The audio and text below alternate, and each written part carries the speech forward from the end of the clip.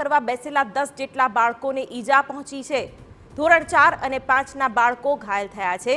પોપડા પડતા બાળકોને ગંભીર ઈજાઓ પહોંચી છે। બાળકોને સારવાર માટે સરકારી હોસ્પિટલમાં ખસેડાયા છે। શાળા જર્જરિત હોવાથી ડીજેના અવાજથી પોપડા પડ્યાનું અનુમાન લગાવાઈ રહ્યું છે। વાલીઓએ શાળા પર પહોંચીને હોબાળો પણ કર્યો। બાળકોને ઉના ખાતે સારવાર અપાઈ રહી છે।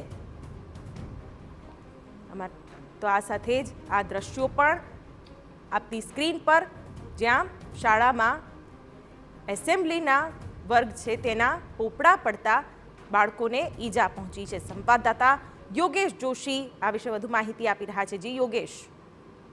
શિવાની વાત કરવામાં આવે તો ગીર સોમનાથ જિલ્લાના ઉના નજીકનું જે વાસોજ ગામ છે, જ્યાં આજે શાળાના બાળકો જ્યારે પોતે લોબીની અંદર પ્રાર્થના કરી રહ્યા હતા ત્યારે ઉપરના ભાગેથી એક જર્જરિત પોપડું ખરી પડતા કેટલાક બાળકો જે નીચે બેસેલા હતા એમને ઈજાઓ થઈ છે।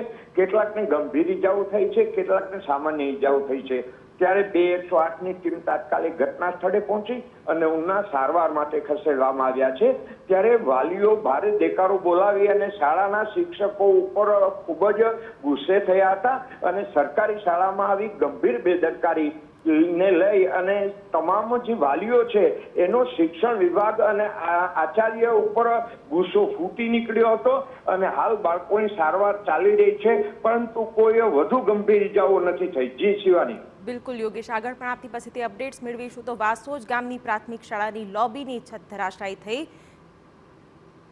ત્યારે ગ્રામજન મોહન વાજા પણ જોડાઈ ગયા છે। મોહનભાઈ, કેટલા સમયથી આ જર્જરિત શાળાને લઈને તમારી રજૂઆત હતી અને આજે આ દુર્ઘટના બની છે, ઈજા ગંભીર થઈ છે, પણ બાળકો જોખમે શાળામાં ભણતા હતા એ વાત ચોક્કસ? હાલો જી મોહનભાઈ। હા, કચેરીના રિનોવેશનનું કામ ચાલુ હતું। હા હા, એટલે રિનોવેશનનું કામ ચાલુ છે, પણ કેટલા સમયથી આ શાળા જર્જરિત હતી મોહનભાઈ? નહીં, એ શાળા છે ને બાજુની શાળાનું કામ ચાલુ। આ બહુ દેખાતી નથી, તિરાડો હતી જાડા મોટી। દર્શકો દ્રશ્યોમાં જોઈ રહ્યા છે, પોપડા ખર્યા છે અને એવું પણ કહેવાય રહ્યું છે કે ડીજેના સાઉન્ડના કારણે હા ડીજેના હિસાબે છે ને વાઇબ્રેશનના હિસાબે પોપડા પડ્યા છે। અચ્છા, અને વિદ્યાર્થીઓને માથામાં ઈજા પણ થઈ છે, એનું શું કહેશો? હા, એને લાગ્યું છે બાળકોને। અચ્છા, હવે શું રજૂઆત હશે તમારી? હવે રજૂઆત એમ કે ઝડપથી જે રિનોવેશન કામ પૂર્ણ થાય। ઓકે, અગાઉ ક્યાં ક્યાં રજૂઆત કરી હતી મોહનભાઈ? અત્યારે અગાઉ તો બધા લેખિતમાં રજૂઆત કરી હતી અને મૌખિક અમે બધામાં મળેલા।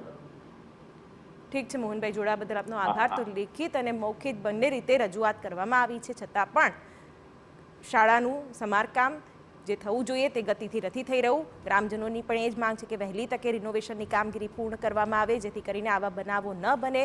બાળકો અહીં ભણવા આવે છે, પ્રાર્થના સમયે આ ઘટના બની છે, ત્યારે કોઈ મોટી ઘટના બને શું એની રાહ જોવાઈ રહી છે તે પણ સવાલ।